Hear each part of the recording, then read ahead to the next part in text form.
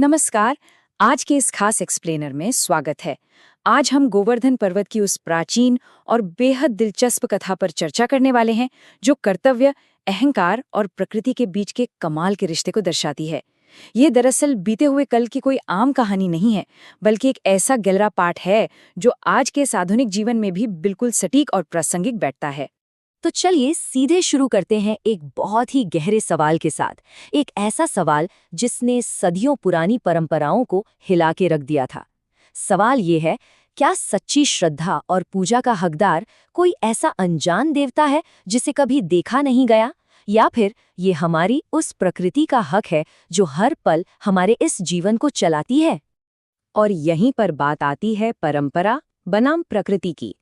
इस सवाल का जवाब ढूंढने के लिए हमें चलना होगा शांति और आनंद से भरे वृंदावन गांव में, जहां विचारों में एक ऐसा क्रांतिकारी बदलाव आने वाला था जिसकी शायद पहले किसी ने कल्पना भी नहीं की थी।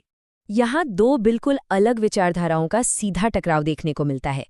एक तरफ तो डर पर आधारित वो पुरानी परंपरा थी जहां लोग देवराज इंद्र की पूजा सिर्फ इसलिए करते थे ताकि उन्हें उनके गुस्से का सामना न करना पड़े, और दूसरी तरफ था बालक कृष्ण का वो नया और क्रांतिकारी प्रस्ताव, जहां उनका मानना था कि उस गोवर्धन पर्वत की पूजा करनी चाहिए जो दरअसल पेट भरता है, फसलों के लिए पानी देता है और गायों के लिए चारा देता है।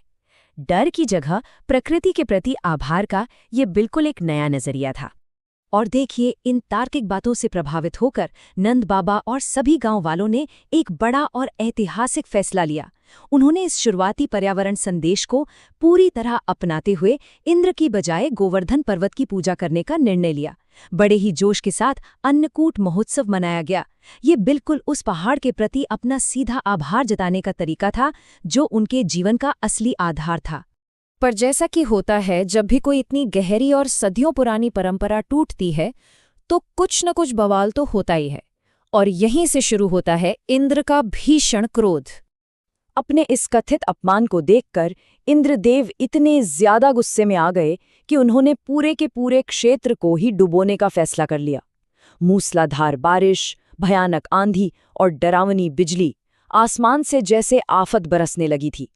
चारों तरफ सिर्फ और सिर्फ डर, हाहाकार और विनाश का मंजर था। ऐसा लग रहा था जैसे अब सब कुछ खत्म हो जाएगा। लेकिन जब विनाश बिल्कुल सिल पर खड़ा था और कोई रास्ता नहीं बचा था, तभी इस कथा का सबसे चमत्कारी हिस्सा सामने आता है, और वो है गोवर्धन पर्वत का आश्रय। अब इस दृश्य की कल्पना करना भी हैरान कर देता है। जब बचने की कोई उम्मीद नहीं थी, तब छोटे से बालक कृष्ण ने एक पूरे के पूरे विशाल गोवर्धन पर्वत को अपने हाथ की सबसे छोटी उंगली पर उठा लिया।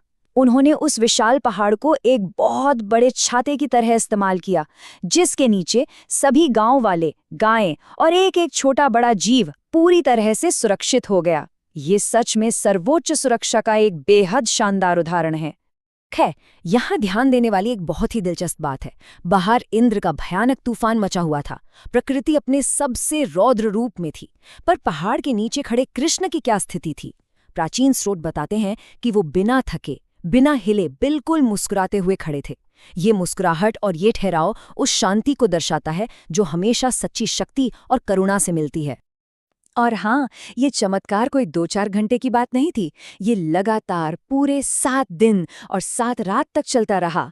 इन 7 दिनों के दौरान उस पर्वत के नीचे सभी का अनुभव बिल्कुल बदल गया।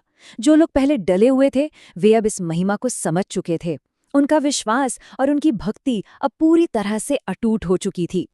तो इन 7 दिनों के भारी तूफान के बाद ये कथा आती है अहंकार के निश्चित अंत पर, यानी बाहरी तूफान से हटकर जो भीतर का तूफान था उसके अंत पर।